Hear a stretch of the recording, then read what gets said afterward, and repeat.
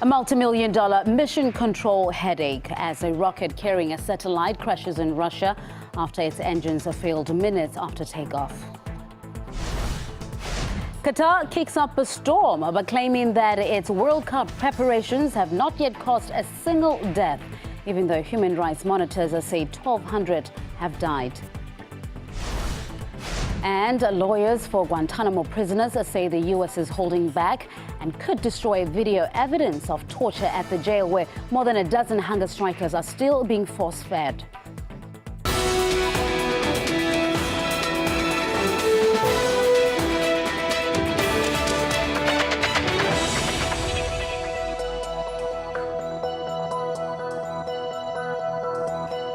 It's midday here in the Russian capital. You're live with us on RT International. A Russian rocket carrying a communications satellite has crashed just minutes after liftoff. Luckily, no casualties or damage on the ground are reported. Russia's Federal Space Agency has confirmed that the Proton M burned up in the dense layers of the atmosphere. But it says some very small fragments could have reached the ground. The rocket launch ahead started out as planned. You can see here the different stages of a Proton M rocket flight with booster rockets separating off. Now, the failure occurred during the third stage and Mission Control lost track of the vehicle.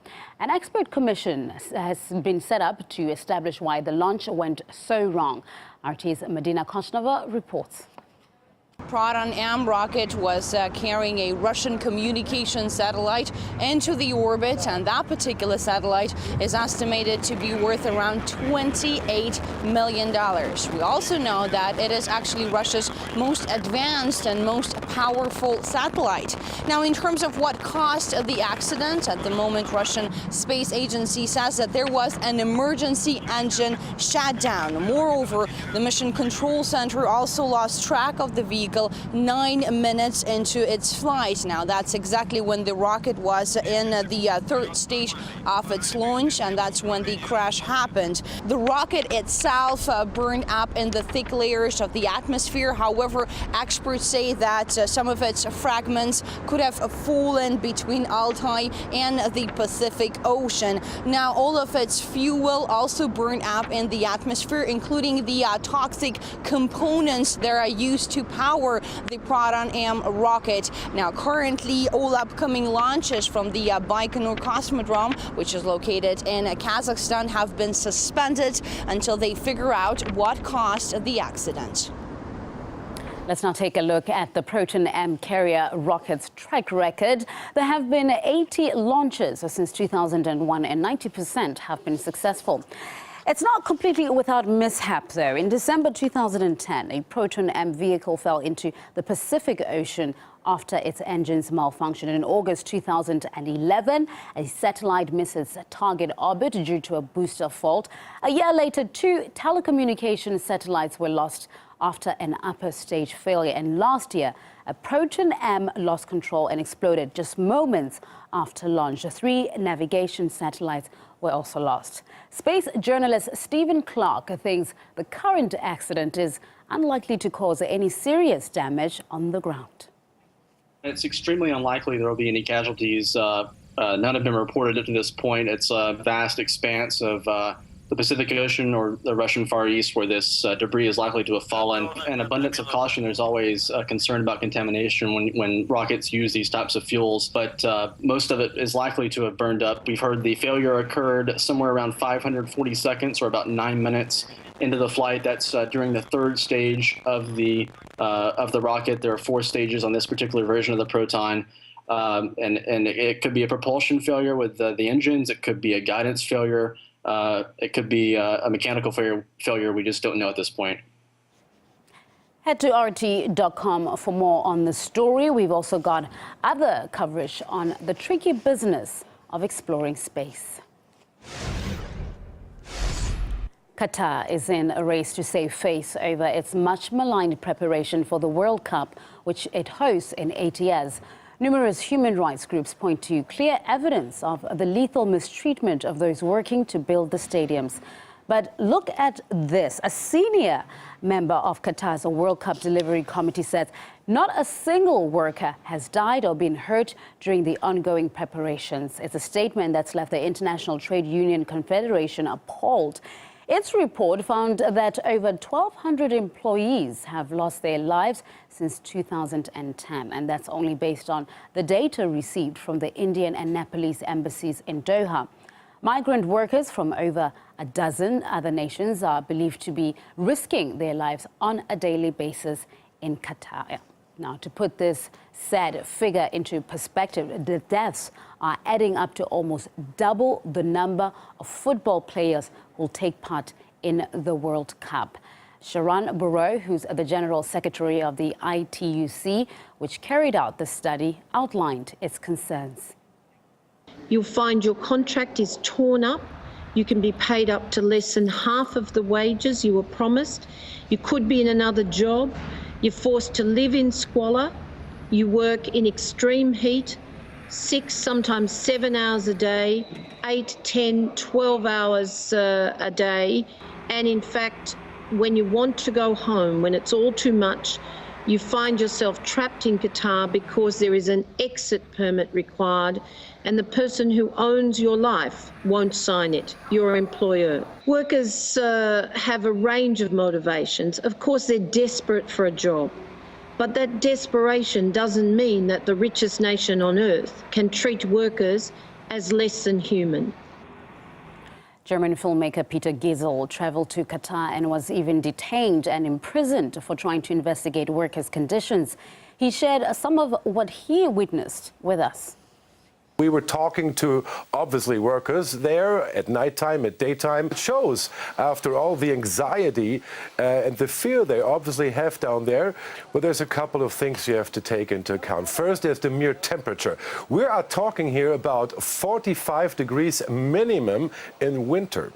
And we're talking about an average of 50+ degrees Celsius in the summertime. That giving very harsh conditions for the workers there. Second is the transport from and to the sites. They're being crammed into buses, hundreds of them, and they're being driven around from site to site. And that takes hours sometimes, adding to a full 11 hours workday. We're adding it up to 16 to 17 hours. When they're coming back to their mostly poor accommodations, they're all exhausted. That's one of the main health problems workers facing there. It's not only the World Cup workers who are enduring a tough time at the hands of Qatari employers. One footballer was trapped there for nearly 2 years, all because of those exit permits which allow bosses to brutally mistreat their staff. The French-Algerian player was unable to leave the Gulf state after his club took advantage of the controversial legislation. What I lived as a human, it was terrible. And now I have to rebuild my life, and it's very difficult. But the thing is the way how the people knows, like I did nothing wrong, and why nobody moved? The French government, the French Qatari, like it's not acceptable. I stopped my career also. I stopped my career. I cannot play football anymore. Why? Just because I asked my sponsor to pay me, to give me my right, everything what I have in my contract. No, I'm so disappointed. I am. And now it's, of course, it's a difficult time for me, of course. No good deed goes unnoticed. That's a lesson America's First Lady has had to learn the hard way. Her tweet of support for the 276 schoolgirls kidnapped in Nigeria sparks an internet-wide anti-drone campaign in response. Plus, freedom of speech meets intolerance in the UK and across Europe. In a few minutes, we report on cases of when talking goes too far for some. There's video evidence that inmates are being tortured in Guantanamo Bay. That's what prisoners' lawyers believe, and they fear the U.S. military might destroy the footage. More than a dozen captives remain on hunger strike over being held indefinitely without charge and are being painfully force-fed on a daily basis. Here's how one of the detainees described the ordeal in a letter to his lawyers. One Yemeni is 80 pounds, and he was brought to his feeding by the forced cell extraction team, Guantanamo's official riot police. Yesterday, the FCE team beat him when they came in and out of his cell. He is 80 pounds with one broken arm. He cannot walk, just crawl from his bed to the faucet or toilet once he needs to use it. How can someone with this condition fight 8 armored guards? As I write now, a detainee is vomiting in the torture chair, having been brought there by the forced cell extraction team. The nurse and corpsman have refused to stop the feed or to slow the acceleration of the liquids. The U.S. military has been refusing to release details of the hunger strike for the past 6 months. One of the prisoners' lawyers told us that the controversial video from the facility is key to unveiling the scale of abuse there. When the Guantanamo authorities force feed a prisoner on hunger strike, a lot of times there's a team of soldiers and riot gear who will come and forcibly pull the detainee from his cell and take him to a chair with multiple restraint points, strap him into the chair, arms, legs, and even his head back in the chair, and then a tube is passed up his nose, down into his stomach, and then he's force-fed.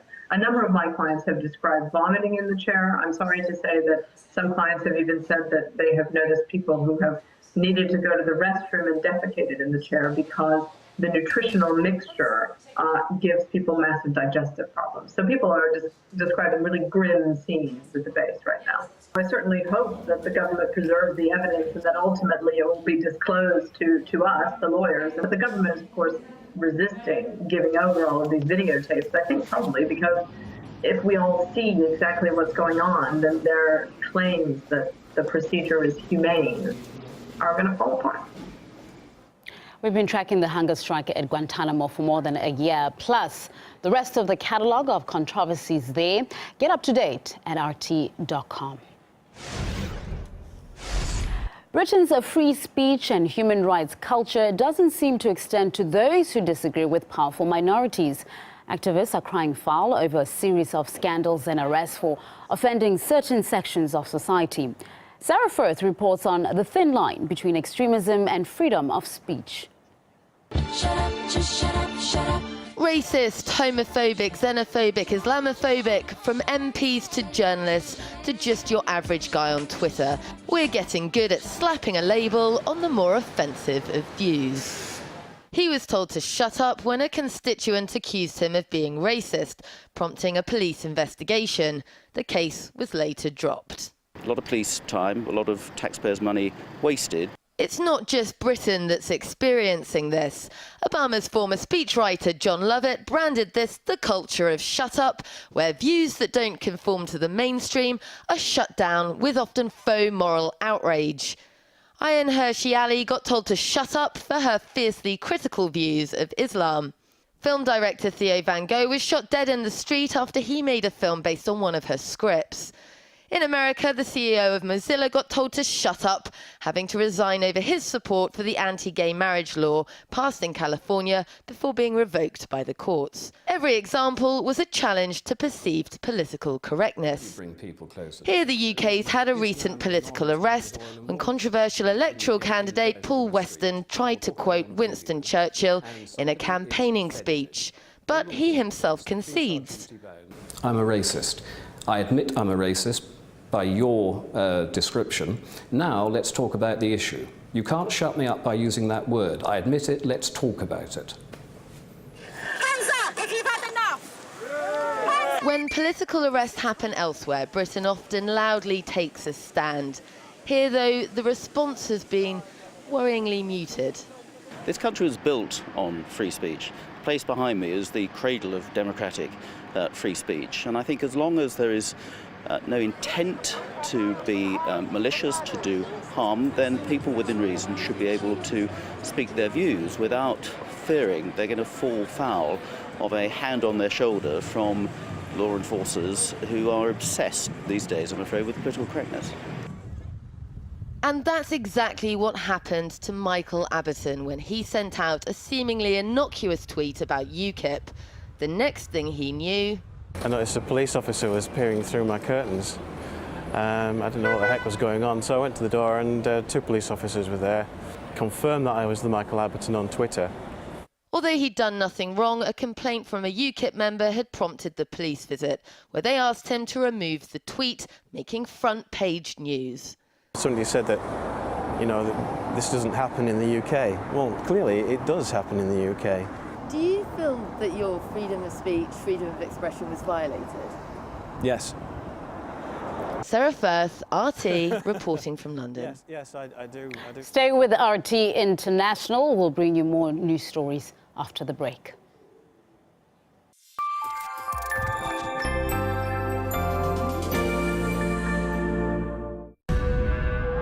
We are not talking the language of war, but I will only react to situations.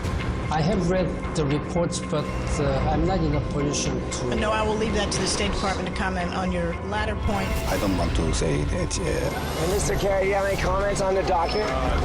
No comment? Thank you. No more weasel words. When you evade a direct question, be prepared for a chase. When you throw a punch, be ready for a battle. Freedom of speech means little without the freedom to question. Choose your language. Good morning from me, Kevin Owen. Bienvenidos a nuestra edición semanal. Choose the news that concerns you. Choose the opinions that invigorate your mind. Choose the stories that impact your life. Choose the access to your RT.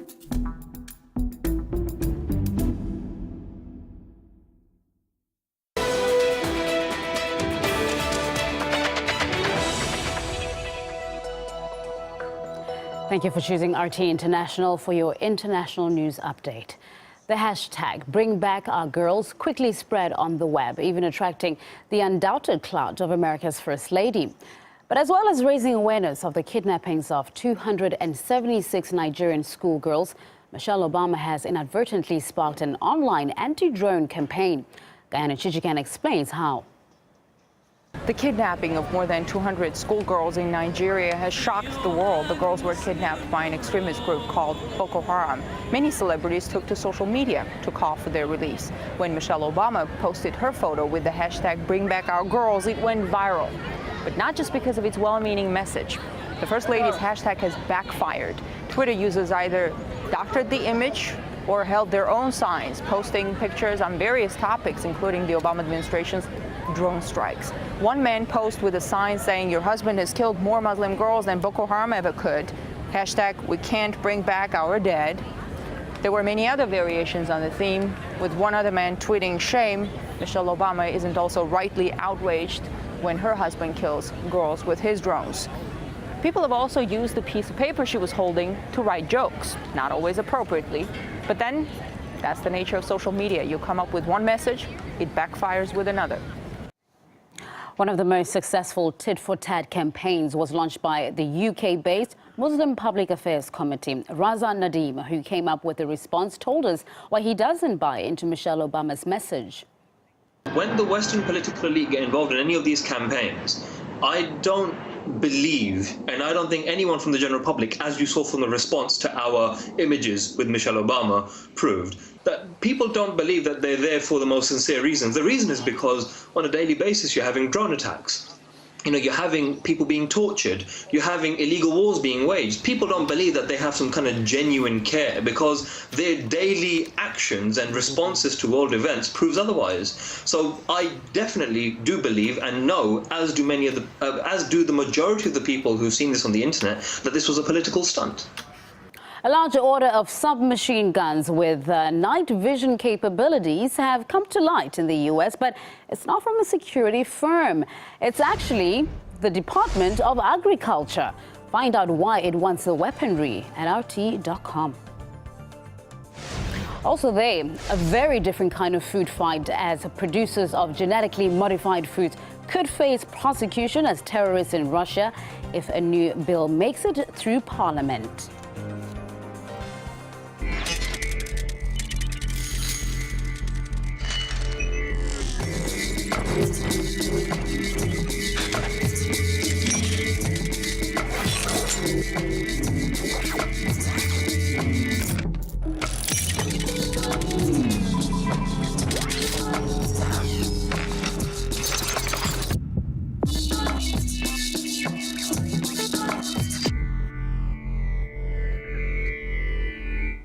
The deadline has passed for Ukrainian troops to pull out of the eastern Donetsk region. The newly proclaimed republic issued the order as tension between the army and self-defense units reaches a critical level. Ukraine's tanks remain in the region, and among those worst hit by the military offensive is Slavyansk. Now, the city has been surrounded for weeks now with supply routes cut off. RT's Irina Galushko is in the region. We've seen the deadline for the ultimatum that was issued by the Donetsk People's Governor come and go, as a matter of fact, twice last night, but so far no movement whatsoever. Of course, there's the town of Slavyansk, where fighting and gunshots have been sporadically breaking out for the past several days. The town is essentially encircled by the Ukrainian troops, which haven't gone anywhere, and therefore there's a problem with supplies getting into the town, and we're looking at a possibility of a humanitarian crisis looming larger and larger every passing day. But so far, any talk about a round table or any sort of agreement between the two sides, between Kiev and the Donetsk People's Republic, this doesn't seem like to be a possibility at this point. This, of course, comes fresh on the heels of a referendum which has just taken place on Sunday here in Donetsk region and in Lugansk, with people overwhelmingly voting in favor of self-rule. So at this point, it looks like something could happen at any moment, but hasn't happened at all for the past several days. So we're just on the edge of our seats waiting for the developments. The prolonged violence in Ukraine can only be solved by dialogue. That's according to international relations expert Graham Gill. The Americans and the Europeans as well initially sought to wean Ukraine from a position of closeness to Russia to one closer to the Europeans. But they've done this in a way that was clearly designed, or may not have been designed, but has clearly had the effect of bringing to power in Kiev a regime which seemed to call into question the rights of ethnic Russians and Russian-speaking people in Ukraine. What we've seen in Kiev recently has been the opening of so-called discussions between the Kiev leadership and groups from the eastern part of the country, but they're only talking to groups from the eastern part of the country that support the Kiev government's position. This means that the West has got to back off from the position of hardline support that it's taken for Kiev, but also what it means is that Russia should be urging the people in the eastern part of Ukraine to enter into negotiations with Kiev and to try to discuss the differences and resolve them that way. Some more international news stories at this hour. The world's largest ever election is seeing India's ruling Congress party take a hammering. It's already cancelled or conceded defeat, as early indications suggest a massive opposition landslide win. Over 551 million votes were cast in a complex 5-week ballot. The BJP alliance is on course for an absolute majority. There are reports of a car bomb explosion that has killed at least 43 people on Syria's border with Turkey. It's claimed women and children are among the dead. Activists say the attack at a crossing may have been carried out by the Al-Qaeda militants. The area is being run by rebels who are fighting both the Syrian army and each other for areas of control. Japan's renowned pacifist constitution could be under threat after lawmakers agreed moves to restore the country's military might. Until now, it's only allowed itself to use armed forces in defense since it was defeated in the Second World War. But an historic revision is on the cards because the Japanese Prime Minister wants the country's defense capabilities and to ease restrictions on arms exports. Tokyo also wants more flexibility in being able to defend an ally under armed attack. There's a rising wave of nationalism in Japan, and that's raising concerns in neighboring China and South Korea. Japan is surrounded by military bases and also hosts several facilities used by the U.S. Navy. Washington's beefing up its presence in the area, which is already rife with territorial disputes between several countries. One analyst told us that Tokyo's militaristic ambitions are being fueled by the agenda of its American allies. The United States sees Japan as part of a process of encircling, part of a foundation for encircling China. Views Japan to be what one former prime minister called an unsinkable aircraft carrier for the United States. It's been over for some time. I mean, Japan, despite its constitution saying it should have no military forces, it has a very large Navy, very large Air Force. It's the 6th biggest military spender in the world. But it's been difficult to deploy those forces abroad to be involved in war. And both under the pressure of the right wing in Japan and from the United States, there's been a process over more than 30 years now to really overcome the limitations of the Constitution. Whether it was Khrushchev, Brezhnev or Gorbachev, whenever any of those Soviet leaders met their counterparts from across the Atlantic, one man was always there to make sure nothing was lost in translation. It was legendary Russian interpreter Viktor Sukhodrov, who has died at the age of 81. His son confirmed the news within the past few hours. Sukhodrov was a treasure trove of fascinating facts and trivia that were previously hidden behind closed doors of top-table negotiations in Moscow and Washington. He was also a frequent guest here at RT, and you can find our interviews with him online. Since the very first day. There was Boom Bust is here soon, assessing whether Puerto Rico is a future paradise for investors or a cash black hole.